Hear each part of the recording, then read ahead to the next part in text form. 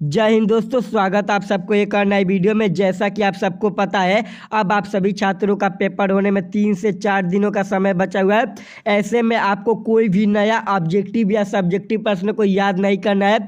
जो भी आपको ऑब्जेक्टिव सब्जेक्टिव पता होगा उसी का रिवीजन करना है। तो इस वीडियो में आप सभी छात्र अंत तक जरूर बने रहिएगा, क्योंकि इस वीडियो में हम आपको बताने वाले हैं सोशल साइंस का VVI ऑब्जेक्टिव प्रश्न। मुझे पता है कि आप लोग एक साल तैयारी किए होंगे, आपको ऑब्जेक्टिव प्रश्न याद होगा। तो आप लोग इस वीडियो को देख लेते हैं ना, तो आप लोग का रिवीजन भी हो जाएगा। और आप लोग कमेंट करके बता दीजिएगा सर मेरा 48 में 48 में 45 सही है, 48 में 40 सही। आप लोग कमेंट करके बता दीजिएगा। और जो भी प्रश्न का हल नहीं पता होगा आप लोग पता कर लीजिएगा, ताकि आपको सोशल साइंस के एग्जाम में 40 में 40 ऑब्जेक्टिव प्रश्न आसानी से टिक लगा सके जी। तो चलिए बिना समय वीडियो स्टार्ट करते हैं जी। और वीडियो स्टार्ट करने से पहले मैं आपको बता दूं, जो भी छात्र चैनल पर नए होंगे वीडियो को लाइक कर चैनल को सब्सक्राइब कर लेंगे। यदि आप भी हमारे टेलीग्राम चैनल में ज्वाइन होना चाहते हैं तो वीडियो के डिस्क्रिप्शन में टेलीग्राम चैनल का लिंक है, जाकर सभी छात्र फटाफट ज्वाइन हो जाइए। अब चलिए जी प्रश्न स्टार्ट करते हैं जी। प्रश्न 1 नंबर ध्यान से देखिएगा। प्रश्न क्या कहता है? प्रश्न कहता है यूरोप वासियों के लिए किस देश का साहित्य एवं विज्ञान प्रेरित रहा है?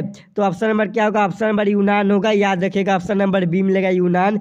नेक्स्ट प्रश्न कहता है ब्रेस्ट लियोस की संधि किन देशों के बीच हुई थी? तो ऑप्शन नंबर क्या होगा? डी होगा, रूस और जर्मनी। ऑप्शन नंबर डी होगा, याद रखिएगा। नेक्स्ट प्रश्न कहता है हिंद चीन में बसने वाले फ्रांसी क्या कहे जाते थे? हिंद चीन में बसने वाले फ्रांसी कौन कहे जाते थे जी? ऑप्शन नंबर सी होगा, याद रखिएगा। नेक्स्ट प्रश्न कहता है वल्लभ भाई पटेल को सरदार की उपाधि किस किसान आंदोलन के दौरान दी गई थी? तो बारदौली। ऑप्शन नंबर ए होगा, याद रखिएगा। फिर 5 नंबर प्रश्न कहता है जमशेद जी टाटा ने Tata iron and steel company की स्थापना कब की थी? तो 1907 में Jamshed ji Tata iron and steel company की स्थापना की थी, याद रखिएगा। अब प्रश्न 6 नंबर क्या कहता है? 6 नंबर प्रश्न कहता है अस्थायी कृषि से कैसा जामरेखी संभव हुआ? तो अस्थायी कृषि से कैसा जामरेखी संभव हुआ? तो क्या होगा जी? ऑप्शन नंबर बी होगा, ज्ञान, याद रखिएगा। और देखिए आप लोग को एक संपत्ति भी ऑप्शन में आता है कि संपत्ति आंसर होता है, तो उसका प्रश्न चेंज रहता है। उसका प्रश्न रहता है अस्थायी कृषि के प्रभाव से कैसा जामरेखी संभव हुआ? तो उसका प्रश्न चेंज रहता है। इसका आंसर ऑप्शन नंबर बी होगा जी, ज्ञान होगा। क्या होगा? ऑप्शन नंबर बी होगा, ज्ञान, याद रखिएगा। अब चलिए जी, अब नेक्स्ट प्रश्न क्या कहता है जी? नेक्स्ट प्रश्न ध्यान से देखिएगा। नेक्स्ट प्रश्न कहता है आर्थिक संकट या मंदी के कारण यूरोप में कौन सी नई प्रणाली का उदय हुआ? कौन सी नई प्रणाली का उदय हुआ? तो ऑप्शन नंबर क्या होगा? फ्रांसीवादी नाजीवादी शासन। ऑप्शन नंबर सी होगा, याद रखिएगा। नेक्स्ट प्रश्न 8 नंबर का आता है।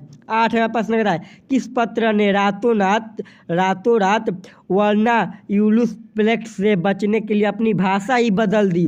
तो ऑप्शन नंबर क्या होगा? ऑप्शन नंबर सी होगा, अमृत बाजार पत्रिका ने अपनी भाषा बदलती थी, याद रखिएगा। नेक्स्ट प्रश्न क्या कहता है किस देश की सिविल सेवा परीक्षा ने मुद्रित पुस्तकों की मांग बढ़ाई? तो ऑप्शन नंबर क्या होगा? चीन होगा, आपको पता होगा। ऑप्शन नंबर सी होगा। अब नेक्स्ट प्रश्न क्या कहता है? नेक्स्ट प्रश्न कहता है भूमंडलीकरण की शुरुआत किस दशक में हुई? भूमंडलीकरण की शुरुआत 1990 के दशक में हुई थी, याद रखेगा। ऑप्शन नंबर ए होगा। फिर 11वां प्रश्न कहता है लैंगिक विभाजन है तो समाज द्वारा स्त्रियों और पुरुषों को दी गई असमान भूमिकाएं। ऑप्शन नंबर क्या होगा? बी होगा, याद रखेगा। नेक्स्ट 12वां प्रश्न कहता है संघ राज्य की एक विशेषता नहीं है जी। क्या पूछा है?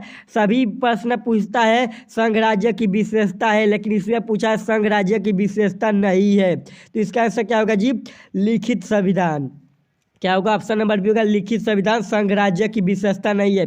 यदि पूछता संघ राज्य की विशेषता है तो ऑप्शन नंबर सी रहता, इनमें से तीनों होता, और ऑप्शन में डी आता है डी में इनमें से सभी। तो आप लोग इनमें से सभी टिक लगाते हैं, लेकिन इसमें बिल्कुल ऐसा नहीं करना है, क्योंकि प्रश्न कहा है कौन संघ राज्य की विशेषता नहीं है? तो ऑप्शन नंबर ए होगा, याद रखिएगा।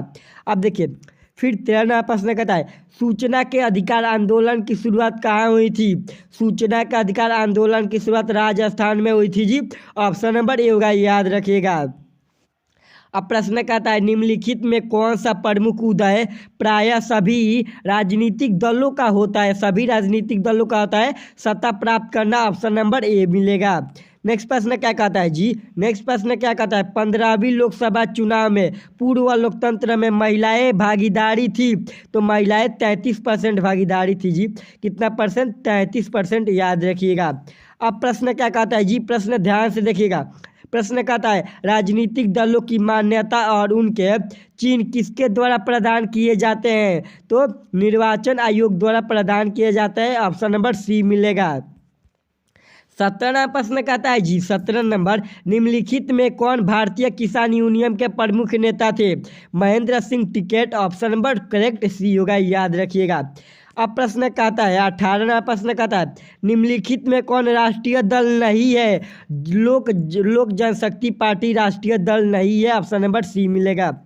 19 नंबर प्रश्न क्या कहता है राजनीतिक दलों की नींव सर्वप्रथम किस देश में पड़ी? ब्रिटेन में पड़ी। ऑप्शन नंबर क्या मिलेगा? ए मिलेगा। 20वां प्रश्न कहता है निम्नलिखित में किसे लोकतंत्र का प्राण माना जाता है? यह प्रश्न इतना भिवियाइन आप कह नहीं सकते, क्योंकि यह प्रश्न एक तो ऑब्जेक्टिव में आता है, एक 5 नंबर में आता है। कुल मिलाकर आपको 6 नंबर दे सकता है, कभी कभी 2 नंबर में पूछ देता है, याद रखेगा। तो इसका आंसर क्या मिलेगा जी, निम्नलिखित में किसे लोकतंत्र का प्राण कहा जाता है? राजनीतिक दल को। और 5 नंबर में पूछता है राजनीतिक दल को लोकतंत्र का प्राण कहा जाता है क्यों? तो आप लोग जाकर देख लीजिएगा, इस पर मैं वीडियो ऑलरेडी बना चुका हूँ जी। अब देखिए 21वां प्रश्न क्या कहता है जी, 21वां प्रश्न क्या कहता है समान ऊंचाई वाले स्थानों को मिलने वाली कंपन रेखा को कहते हैं। समान ऊंचाई वाले स्थानों को मिलने वाली क्या होगा? काल्पनिक होगा, काल्पनिक होगा। काल्पनिक रेखा को कहते हैं तो समोच्च रेखा कहता है जी। ऑप्शन नंबर ए होगा, याद रखिएगा। अब 22वां प्रश्न क्या कहता है जी, 22वां प्रश्न कहता है बिहार में सबसे अधिक आबादी वाला जिला है ना, वो पटना जिला है।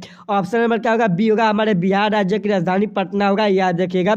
अब प्रश्न क्या कहता है जी, 23वां प्रश्न क्या कहता है बिहार के किस शहर में जूट उद्योग स्थापित है? तो कटिहार में जी। क्या होगा? कटिहार होगा, याद रखिएगा। ऑप्शन नंबर बी होगा।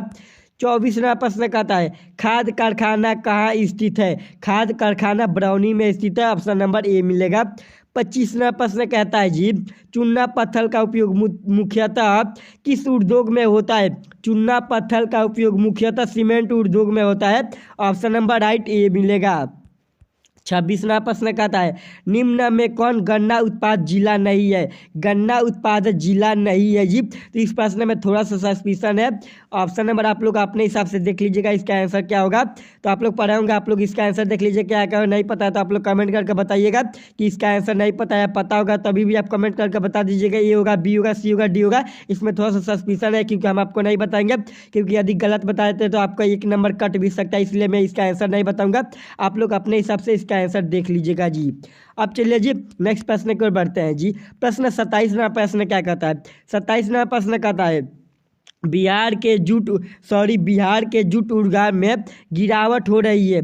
बिहार के जूट उत्पादन में ना गिरावट हो रही है, अभी गिरावट हो रही है। ऑप्शन नंबर क्या मिलेगा? बी मिलेगा, याद रखिएगा। उसके बाद प्रश्न क्या कहता है 28वां प्रश्न कहता है किस वर्ष इंडियन एयरलाइंस को इंडियन नाम दिया गया? तो 2005 में, आपको पता होना चाहिए, 2005 में इंडियन एयरलाइंस को इंडियन नाम दिया गया था। ऑप्शन नंबर डी मिलेगा। 29 नंबर प्रश्न क्या कहता है जी, 29वां प्रश्न क्या कहता है हुगली औद्योगिक परिवेश का प्रमुख केंद्र कौन है? प्रमुख केंद्र कौन है? तो कोलकाता हावड़ा क्षेत्र होगा। ऑप्शन नंबर डी होगा। फाइनली 30वां प्रश्न क्या कहता है जी, 30वां प्रश्न कहता है गेहूं किस प्रकार की फसल है? गेहूं एक रबी फसल है, आप सबको पता होगा जी। यह परसेंट 110% वीवीआई प्रश्न है जी। और यह प्रश्न 2023 के, यानी जो आप लोग को 3 से 4 दिन बाद एग्जाम होने वाला है, फर्स्ट या सेकंड किसी एक सिटी में यह पेपर नहीं रहेगा, यह प्रश्न नहीं रहेगा, तो आप हमसे आकर बोलिएगा। प्रश्न कहता है गेहूँ किस प्रकार की फसल है? तो रबी फसल, याद रखिएगा। उसके बाद 31वां प्रश्न कहता है किसी वस्तु का मूल्य 20 लाख से अधिक लेकिन 1 करोड़ से कम हो तो उपभोक्ता शिकायत करेगा? तो उपभोक्ता राज्य आयोग से शिकायत करेगा। ऑप्शन नंबर बी होगा। अब प्रश्न क्या कहता है प्रश्न 32वां प्रश्न कहता है निम्न में कौन बहुराष्ट्रीय कंपनी है? बहुराष्ट्रीय कंपनी इनमें से सभी होगा। ऑप्शन नंबर क्या होगा? ऑप्शन नंबर डी होगा। प्रश्न 33वां प्रश्न क्या आता है? नई आर्थिक नीति की मुख्य विशेषता में कौन सी एक विशेषता नहीं है? एक विशेषता नहीं है तो क्या होगा? समाजीकरण एक विशेषता नहीं है। ऑप्शन नंबर डी मिलेगा। नेक्स्ट प्रश्न 34वां प्रश्न क्या कहता है जी? 34वां प्रश्न कहता है आर्थिक विकास के मुख्य रूप से 3 क्षेत्र है। आर्थिक विकास के कितने क्षेत्र है जी? 3 क्षेत्र है। याद रखेगा आर्थिक विकास के 3 क्षेत्र होते हैं, जिनमें से एक क्षेत्र नहीं है। आपको इसमें से 4 क्षेत्र दिया गया है, जिसमें से 3 क्षेत्र है और एक नहीं है, वो आपको पहचानना है। तो कृषि क्षेत्र तो 100% होता है जी, और औद्योगिक क्षेत्र भी 100% हो जाए, सेवा क्षेत्र भी होता है। तो बच्चा क्या? मनोरंजन हो गया। तो ऑप्शन नंबर क्या मिलेगा? डी मिलेगा। याद रखिएगा। उसके बाद 35वां प्रश्न कहता है व्यवसायिक बैंकों का राष्ट्रीयकरण कब किया गया? व्यवसायिक बैंकों का राष्ट्रीयकरण 1969 को किया गया था जी। तो ऑप्शन नंबर क्या मिलेगा? डी मिलेगा। याद रखिएगा। उसके बाद 36 नंबर हमारा प्रश्न क्या कहता है जी? 36वां प्रश्न कहता है निम्न में से किसे प्राथमिक क्षेत्र कहा जाता है? प्राथमिक क्षेत्र कृषि क्षेत्र को हम बोलते हैं जी। ऑप्शन नंबर क्या मिलेगा? बी मिलेगा। प्राथमिक क्षेत्र कृषि क्षेत्र को, और द्वितीय क्षेत्र को या सेकेंड क्षेत्र को औद्योगिक क्षेत्र कहते हैं, और थर्ड क्षेत्र को सेवा क्षेत्र कहते हैं। तो आपको पता होना चाहिए जी, तीनों क्षेत्र के बारे में 100% आपको नॉलेज होना चाहिए। तो आप लोग याद रखिएगा। अब देखिए, अब 37वां प्रश्न कहता है देश की संगठित बैंकिंग प्रणाली निम्नलिखित में कौन नहीं है? निम्नलिखित में कौन नहीं है? तो क्या मिलेगा जी? राष्ट्रीय बैंक मिलेगा। ऑप्शन नंबर डी मिलेगा। याद रखिएगा। अब 38वां प्रश्न क्या कहता है जी? 38वां प्रश्न कहता है निम्न में से कौन गैर आर्थिक आधारभूत संरचना है? आधारभूत संरचना है तो शिक्षा मिलेगा। आधारभूत संरचना ऑप्शन नंबर ए मिलेगा। याद रखिएगा। 39वां प्रश्न ध्यान से देखिए जी। 39वां प्रश्न कहता है भारत उपभोक्ता संरक्षण अधिनियम की घोषणा कब हुई? तो 1986 को भारत संरक्षण अधिनियम की घोषणा की गई थी। ऑप्शन नंबर ए मिलेगा। याद रखिएगा।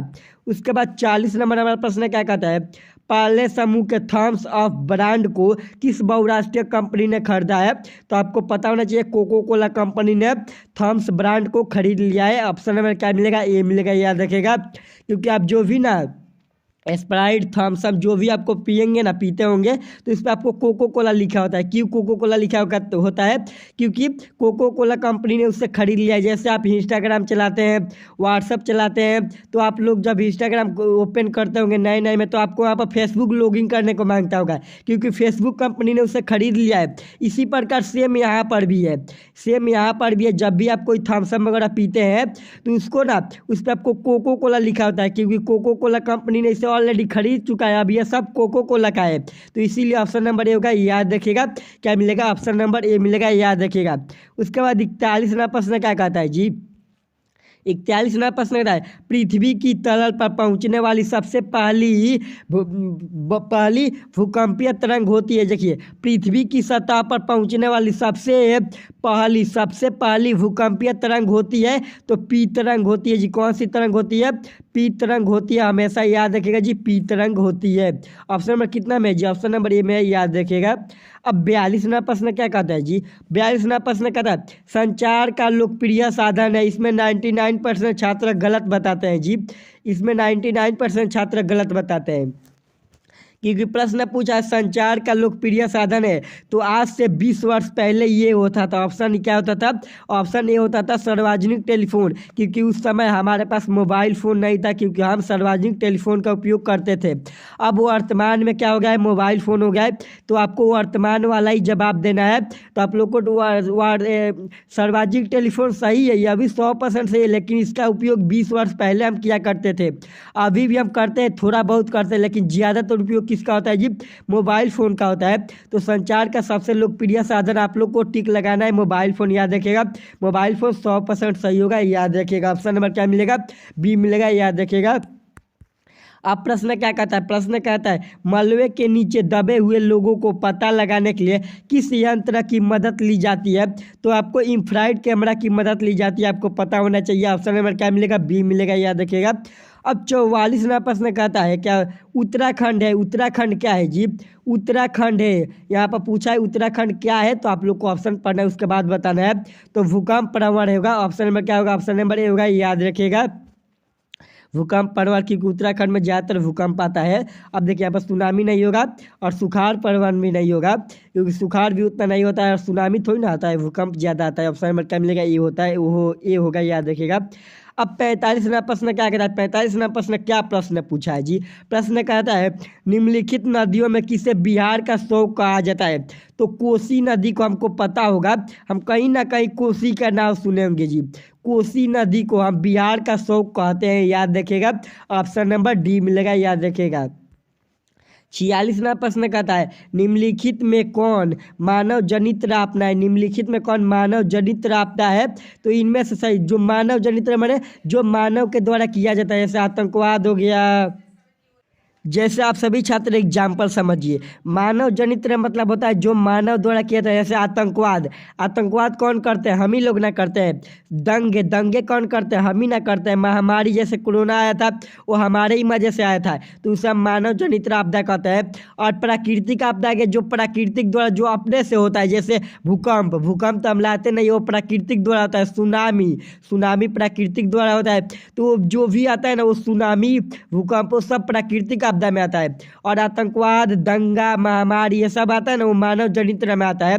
तो पूछा है मानव जनित आपदा क्या है, तो ऑप्शन नंबर डी होगा, इनमें से सभी, याद रखिएगा। उसके बाद 47वां पूछा है भूकंप क्या है। देखिए अभी प्रश्न आ गया भूकंप क्या है, तो अभी मैंने आपको बताया था भूकंप जो प्राकृतिक द्वारा होता है उसे हम रोक नहीं सकते और ला भी नहीं सकते हैं। तो अब प्राकृतिक द्वारा होता है, इसीलिए हम उसे प्राकृतिक आपदा कहेंगे। ऑप्शन नंबर क्या मिलेगा, ये मिलेगा, याद रखिएगा। अब देखिए अब फाइनल नंबर 48वां प्रश्न कहता है सुखाड़ का क्या कारण, सुखाड़ आता है ना, सुखाड़ आने का क्या कारण है जी, सुखाड़ आने का क्या कारण है। तो वर्षा की कमी, वर्षा की कमी भी हो सकता है। और क्या होता है, और क्या होता है, अब वर्षा की कमी होना चाहिए और देखिए और वर्षा की कमी होनी चाहिए। और ऑप्शन नंबर क्या, ऑप्शन बी भी पढ़ लेते हैं। ऑप्शन बी कहता है मान रूखी वर्षा की समिति अवधि, तो यह भी होना चाहिए। और आर्य क्या प्रश्न कहता है अपर्याप्त जल संरक्षण, तो यह भी होना जरूरी है। तो यानी हम लोग को तीनों के कारण, यदि तीनों नहीं है इसी के कारण सुखाड़ आता है, तो इनमें से डी होना चाहिए, इनमें से सभी, याद रखिएगा। अब देखिए अब फाइनल हमने आप लोग 48 वीवीआई ऑब्जेक्टिव प्रश्न बताया। मुझको पता होगा, आप लोग को सभी छात्रों को लगभग सभी पता होगा।